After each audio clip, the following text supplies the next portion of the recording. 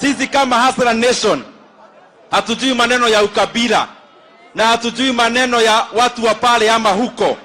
Sisi tunajua Kenya ni yetu sisi wote, na Mkenya anaweza tafutia unga pahali popote kwenye unga inapatikana.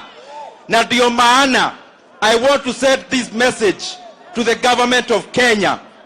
The government of Kenya must stop the project of balkanizing Kenyans by funding small political parties, by aiding, registering, helping, funding and supporting small ethnic parties to balkanize the nation of Kenya.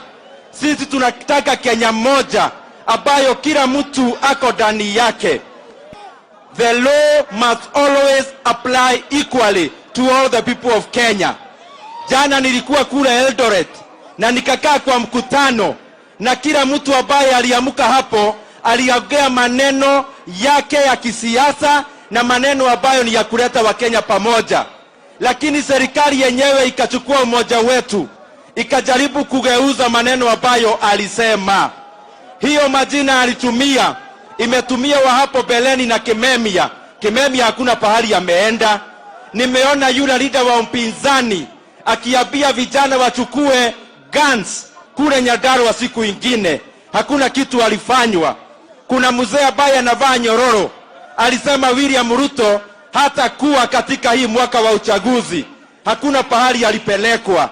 We are all interested in one united country and we must safeguard peace, but the government of Kenya must go in that line of harnessing peace.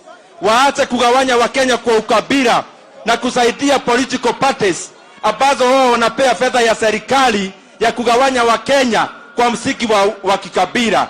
Na hayo mengi atwaite mwegoko nimukarugamana kanda eno ona kuria Murang'a na Nyeri na Mount Kenya, kanda itu neno na macio maingi. Asanteni sana, Mungu awabariki.